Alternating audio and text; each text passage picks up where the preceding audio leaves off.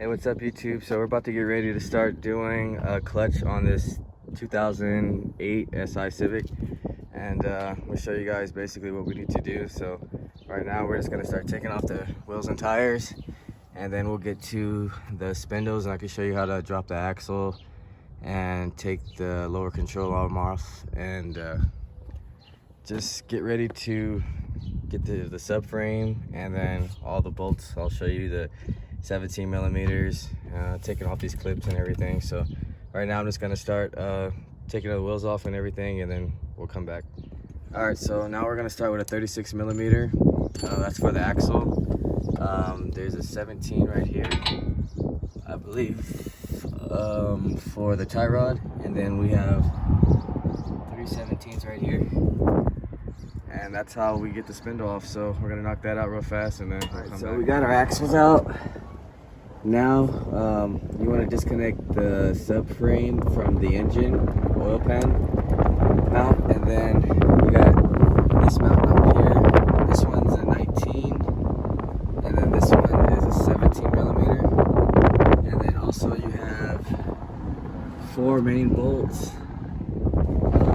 So you see one right here, and then one right here, and same on the other side. Those are 17s as well.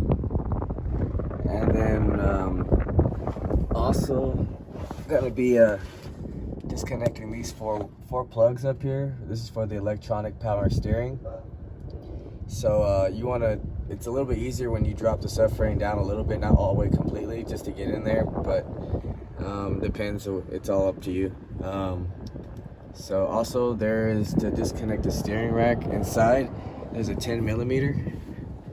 So I'll show you guys that real fast.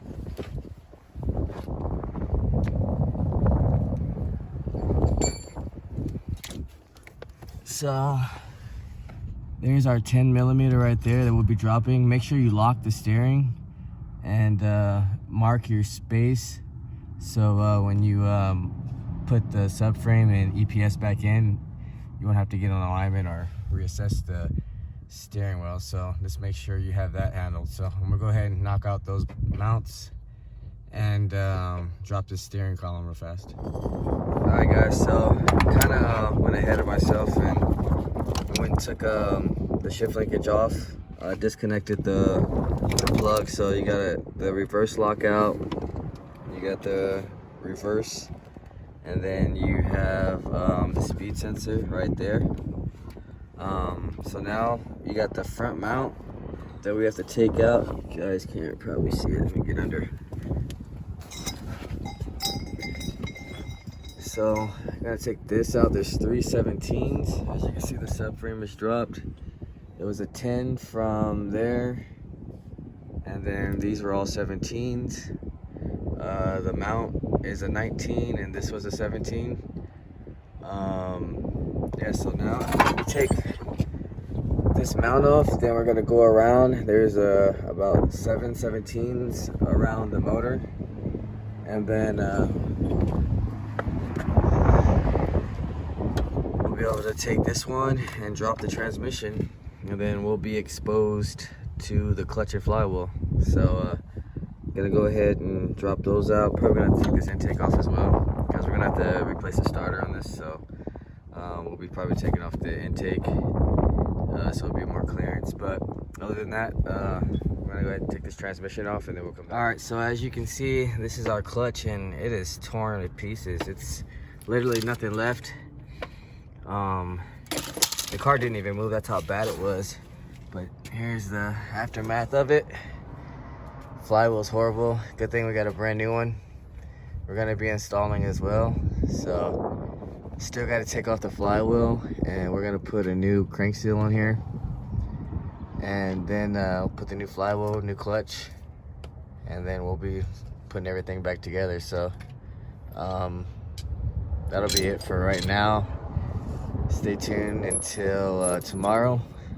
We'll come back and knock this out. All right, so we're back, day 2, and we're gonna be installing the clutch and flywheel. So they give you these little studs. I'm just gonna line it up to the actual clutch cover, and then take apart the flywheel and then put this on. Make sure we put some red Loctite on it, and we do a star pattern. So I'm gonna go ahead and take the other one off, and then we'll come back and start installing this one. All right, so got the flywheel all bolted up. Make sure you do a star pattern, and we use some red Loctite.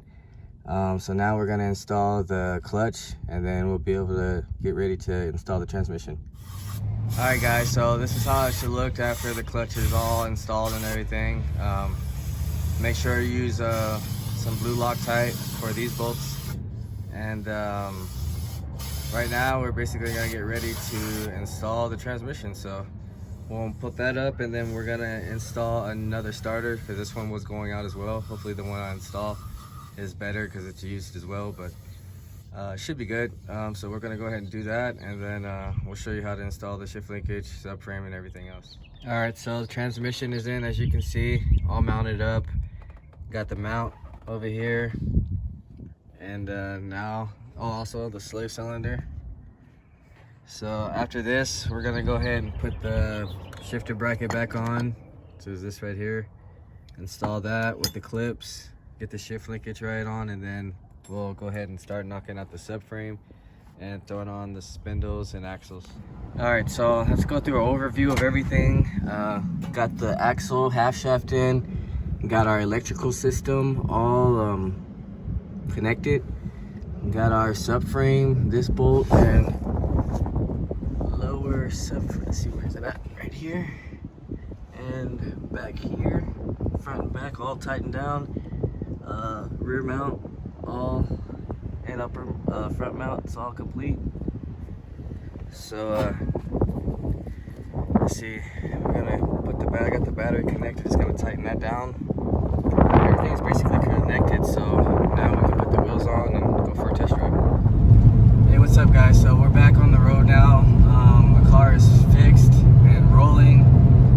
When I first got the car, the clutch was so bad, like it didn't engage at all. Like it literally was just no clutch. You can literally lift off the pedal in gear and didn't want to go anywhere. So right now it's feeling good. All the gears are smooth, the clutch feels good. I'm not going all crazy because still need to break this clutch in. So just want to make sure everything's running good on it before I give it back to the customer. I still have to do some electrical work on here as well, because I believe the tail lights keep blowing a fuse, so I'm gonna go over that as well. But just seeing how this car feels. It feels really good actually. It's real smooth. Let's see if we can get a little VTEC pull.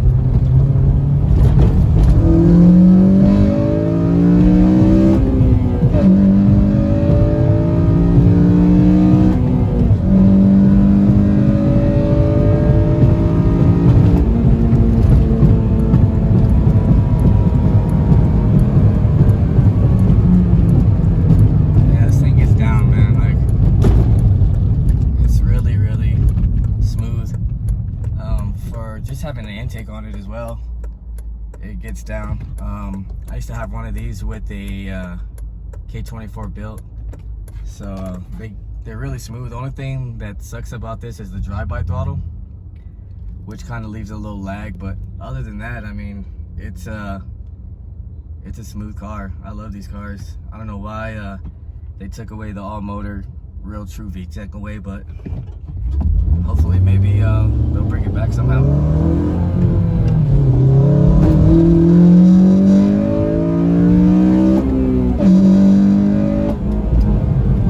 Yeah, so everything feels good. Just wanted to show you guys, see how it pulls and everything, but now it's time to get on to the next project. I got the K20Z1. I'm gonna try to get started tomorrow. At least do all the wiring. I gotta go pick up a battery and everything, but stay tuned guys, got plenty of more content coming. If you haven't liked, share, subscribe, comment, let me know what you guys think. If you need to get a hold of me, you can contact me on here, or Key Serious Works on Instagram, and also Honda.mic on my